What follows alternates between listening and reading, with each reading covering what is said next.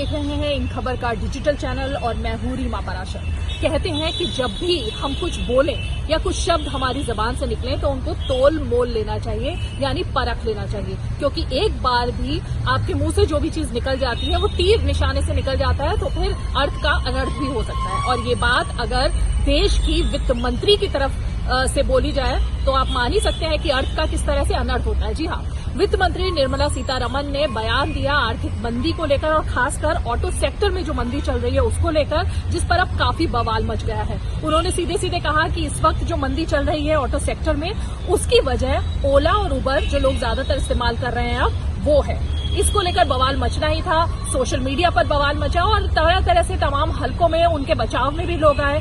खुद नितिन गडकरी जो कि केंद्र में मंत्री हैं, उन्होंने निर्मला सीतारमण का बचाव किया और उनका कहना था कि उनके बयान को तोड़ मरोड़ कर पेश ना करें, बल्कि उसका तथ्य या उसका भाव समझें। और इसी तरह से अलग अलग तरीके से निर्मला सीतारमण के बयान को अब देखा जा रहा है। लेकिन हम यहाँ पर उन सभी पहलुओं को लेकर आए हैं जो कि आर्थिक विशेषज्ञ जिस तरह से अर्थशास्त्री बोल रहे हैं कि आखिर क्या वो 10 वजह हैं जिसकी वजह से ऑटो सेक्टर की इस वक्त जो हालत है, मंदी के कगार पर जो वो पहुंच गया है वो है। तो हम आपको बताते हैं कि आखिर हकीकत क्या है इस बयान के पीछे की और इसके पीछे तथ्य क्या है। तो सबसे पहली जो बात यहाँ पर अर्थशास्त्रियों का मानना है ऑटो सेक्टर में गिरावट को लेकर, उनका कहना है कि BS6 जो रेगुलेशंस अब होने वाले हैं, जो पॉलिसीज बन रही हैं कि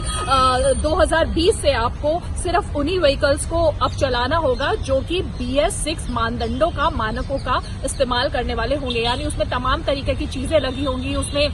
बहुत सारे फीचर्स ऐसे होंगे जो कि सेफ्टी के फीचर्स होंगे और उसको मैंडेटरी करते हुए उन्हीं सिर्फ कारों को, उन्हीं व्हीकल्स को अब मंजूरी दी जाएगी। तो इसको लेकर के अब जो इस वक्त मौजूदा BS4 के व्हीकल्स चल रहे हैं,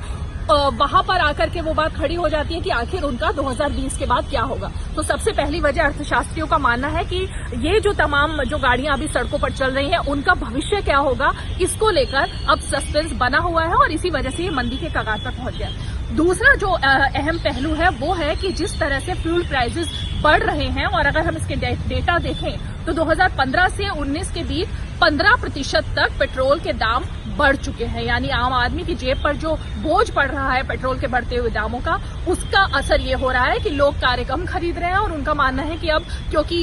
इनकम आपकी बढ़ नहीं रही है, नौकरी जा रही है और इसकी वजह से जब जॉब्स को लेकर ये बात नहीं है कि आखिर कब तक आप इस काम में रहेंगे, तो फिर उसको लेकर लोगों को सोचना पड़ रहा है। तीसरा जो है GDP स्लोडाउन, और GDP स्लोडाउन में आप देख ही रहे हैं कि किस तरह से अब जबकि GST काउंसिल की भी मीटिंग होने वाली है, उसको लेकर ऑटो सेक्टर पर बात चल रही है कि किस तरह से कट किया जाए। GDP जो कि इतने सालों में सबसे कम 5% तक पहुंच गई है, तो इन तमाम चीजों का असर उस पर पड़ता हुआ दिख रहा है। इसके बाद है कि नौकरियों को लेकर जो एक असमंजस बढ़ा हुआ है कि किस तरह से नौकरियां रहेंगी, नहीं रहेंगी, किस सेक्टर में लोगों का के लिए बेरोजगारी के अवसर सबसे ज्यादा बढ़ते हुए दिख रहे हैं। तो ये तमाम ऐसी चीजें हैं। इसमें भी अगर हम ऑटो इंडस्ट्री की सिर्फ बात करें तो लगभग 2 लाख लोग अब तक अपनी नौकरियां इस सेक्टर में खो चुके हैं। और ये हम नहीं कह रहे हैं, बल्कि इंटरनेशनल लेबर ऑर्गेनाइजेशन के मुताबिक जो उनका डेटा है उसके मुताबिक 2018 में 18.6 मिलियन इंडियंस थे जो कि नौकरी के बिना थे और ये आंकड़ा इस साल बढ़कर 18.9 तक पहुंच सकता है। यानी ये भी एक बड़ा फैक्टर है जिसकी वजह से ऑटो सेक्टर पर इसका विपरीत असर देखने को मिल रहा है। इसके अलावा जैसा कि निर्मला सीतारमण ने भी कहा, ओला और उबर को लोग ज्यादा प्राथमिकता दे रहे हैं। लोगों को लग रहा है कि वो पेन जो लेना पड़ता है खुद ड्राइव करने का, कार को पार्क करने का, उसके बाद तमाम उसके पीछे चीजें होती हैं, उन सब पेन से वो बच जाते हैं और ओला उबर का इस्तेमाल ज्यादातर लोग कर रहे हैं। ये भी अर्थशास्त्री इसे एक मुख्य मुद्दा मान रहे हैं। और इसके बाद जो आता है वो है मोटर व्हीकल्स एक्ट, जिसको लेकर इतना विवाद खड़ा ही हुआ है। रोज तमाम नए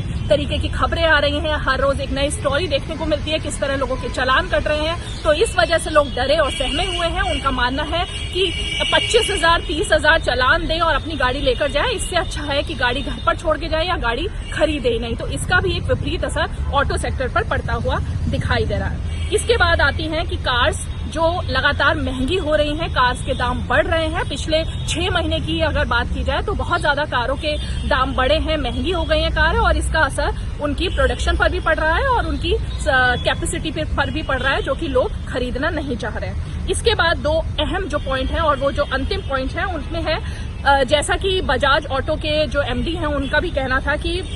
स्टोरेज और ओवर प्रोडक्शन पिछले कई महीनों में हुआ है, जिसकी वजह से मंदी का असर सबसे ज्यादा ऑटो सेक्टर पर पड़ता हुआ दिख रहा है। क्योंकि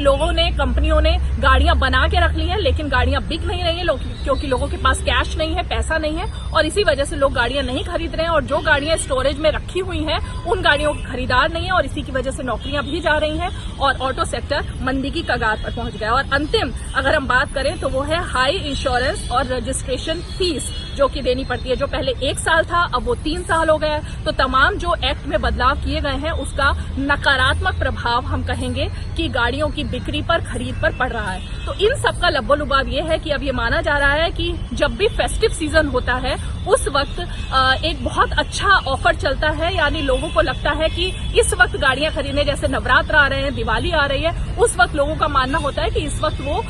ज्यादा से ज्यादा अपना जो पैसा है वो कुछ ऐसी चीजों में लगाएंगे, कारों की बिक्री बढ़ जाती है क्योंकि अच्छे अच्छे ऑफर्स आते हैं। और इसीलिए हम आपको भी ये बता दें कि अर्थशास्त्रियों का मानना है कि इस बार क्योंकि ऑटो सेक्टर में जबरदस्त मंदी का दौर चल रहा है, इसलिए नवरात्र में या दिवाली के समय एक बम्पर ऑफर ऑटो सेक्टर में मिलने वाला है। कारों की खरीद बढ़ने की संभावना उसी वक्त जताई जा रही है, क्योंकि हो सकता है कि आप अगर कार खरीदने जाएं तो आपको बहुत अच्छे बम्पर ऑफर कार की बिक्री पर पड़े। तो हो सकता है कि निर्मला सीतारमण वित्त मंत्री भी हमारे इस वीडियो को देखें और जाने कि आखिर उन्होंने जो बयान दिया उसकी असलियत क्या थी, और वाकई में ऑटो सेक्टर जो मंदी की बात वो कर रही हैं उसकी सिर्फ वजह ओला उबर नहीं है, बल्कि ये तमाम 10 बातें हैं, जैसा कि तमाम अर्थशास्त्रियों का मानना है।